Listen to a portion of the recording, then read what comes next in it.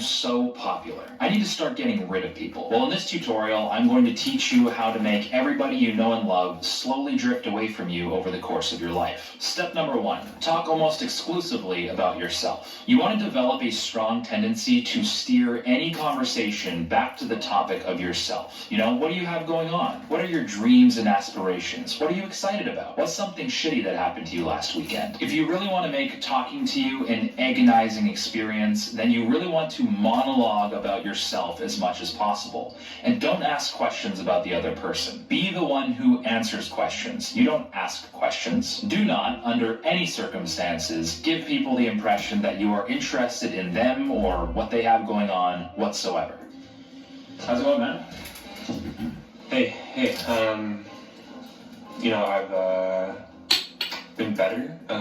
My grandpa just died, actually. Grandpa? Yeah. Yeah. We were really close, and it's just like the first death in the family, so it kind of hit me hard. Yeah, damn, man. Yeah, my grandpa's super healthy. We're really happy about that. And yeah, he's 78. He just like ran a marathon. It's like really, really cool to see. Yeah, like, man, grandpas are so awesome sometimes.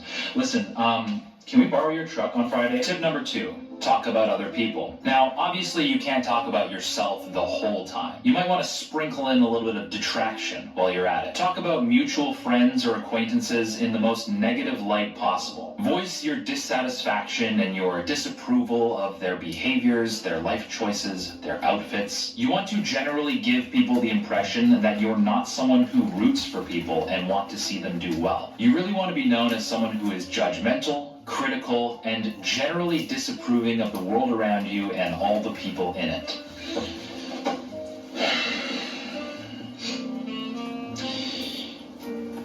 Jared's a good guy. You know, we all like Jared. But he keeps on bringing up his dead grandpa, like, all the time, and it's super depressing. Really brings down the vibe.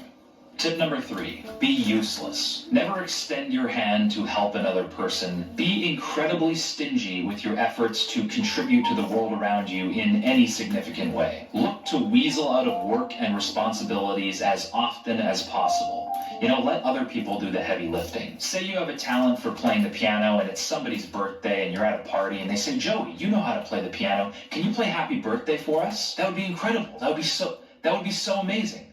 Say no. Don't be generous with your gifts. Don't shed positivity to other people. You're not a monkey. This isn't a circus. Always keep your gifts and talents to yourself. Tip number 4, be a pessimist. One of the most important traits you can have if you want to be somebody who is tremendously unlikable is pessimism. You want to suck the life out of the room. If you're part of a sports team, somebody scores a nice goal and they're in the dressing room afterwards talking about, oh, what a beautiful snipe that was. Dangle snipe Sally, boys. You want to be the person who says, yeah, that wasn't that nice. Like, you could have gone top corner. Somebody shows you a piece of art they've been working on. Don't congratulate them if it's good. Explain how it can be better. Always be acutely aware of the fact that things could be better. Complain.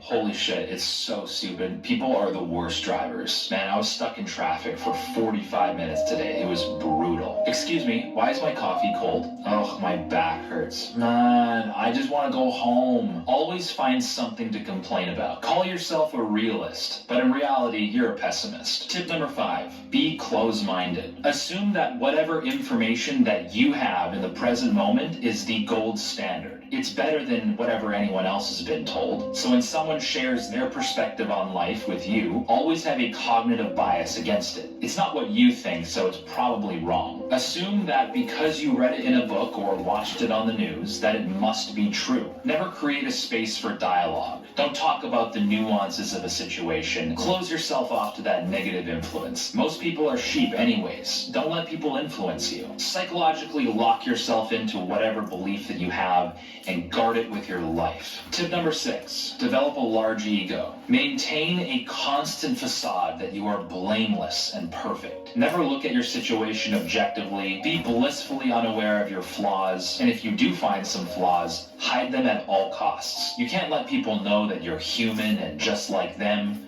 You're perfect. You're God. A great way to make people feel like they just can't get close to you is to never show any kind of weakness or vulnerability. This will help you not be relatable whatsoever. Always build yourself up and talk very highly about yourself. And be snappy and defensive when anybody calls your perfection into question. And that leads very well into tip number 8, which is don't take criticism. Just as important as maintaining the perfection of your character is maintaining the perfection of your work. If you made something, it's the gold standard. If people criticize it, they're wrong. No matter how valid or constructive criticism is, if it's directed at you, they're wrong. After all, you're the one who criticizes.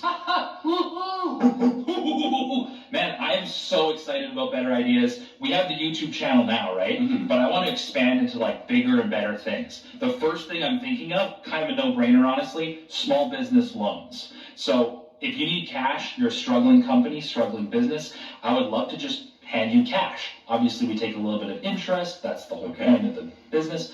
But so I just whipped up a billboard in Photoshop. You know, you're going to be driving along the streets of LA, New York. You're going to see these banners.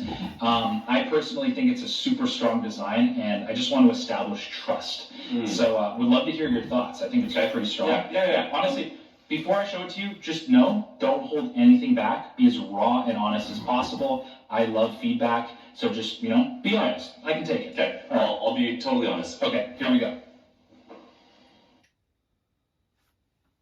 Hey buddy, grab some OJ. Live TV.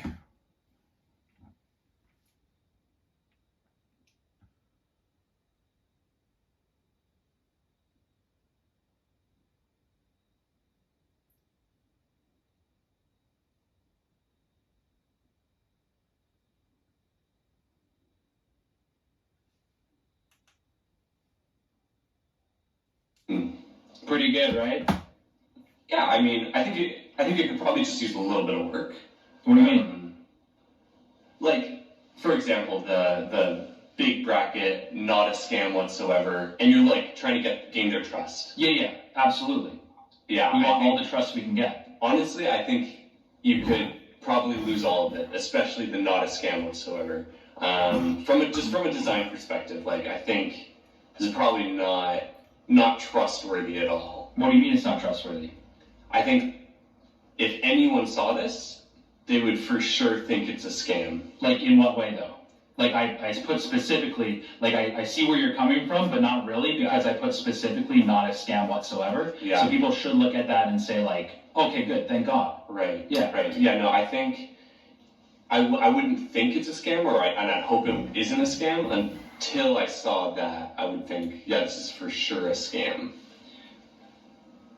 Well, you, dude. Yeah, I mean, that's just your opinion. Yeah, dude, like, I feel like I put a lot of effort into this, and, like, I know what I'm doing with Photoshop. As a YouTuber, I do this for a living, and I just know what people want to click on, what people want to engage with, and I just feel like this is a really trustworthy banner. Yeah. So thanks for your input, really appreciate it. Yeah, thanks a lot. Tip number 9, be flaky. You literally said, like, yeah, for sure, count me in. I'll be there. Yeah, well, you know, like, I don't know, it's been, like, tough, man. Like, my sister's, like, cousin's dog passed away, like, a couple days ago. It's been really tough on the family, and I've been sort of... cousin's dog. Yeah, don't be somebody that people can rely upon. You always want to keep people guessing as to whether or not you're going to show up to any particular thing. And I think a great way to do that is to develop a track record of saying yes to things, but then slinking out of it at the last moment. You're the guy who always has something that just came up last second. Something just came up. I'm super sorry. I would have loved to have been there. I know I said yes, but I'm just so swamped with work.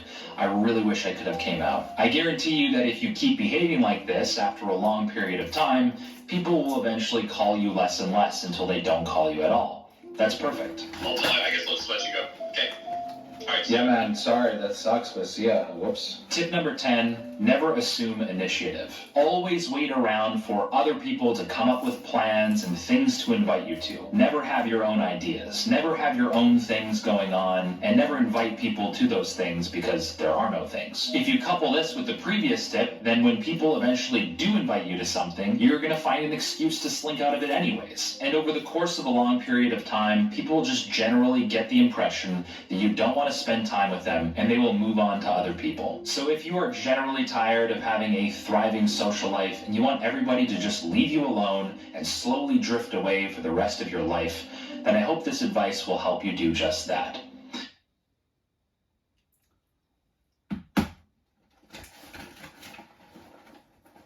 Swivel there.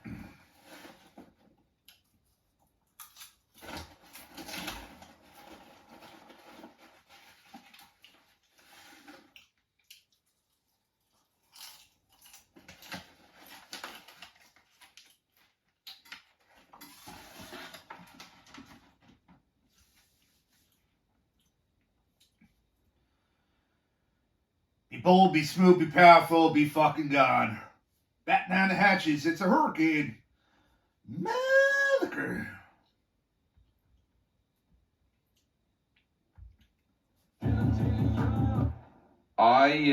Drop the beats. In the planet of Earth, I am the most famous person of the world. Everybody knows who I am, even the people who don't know who I am. Because I am very super famous, super famous, super famous. Very super famous, a lot of people know I exist. I am very super famous, super famous, super famous. Very super famous, you are not, so you are shit. All around the world, people know who I am. Even in the Chinese countries like Japan. North, south, east, west to east. I make their panties wet like basements in New Orleans. In the French language, girls say mon moitié génito. Spanish girls also say things, but I don't know. Hurricane Malt Liquor. Absolutely refreshing and fucking delicious. No WD foam. Go fuck yourself, Fat Reggie.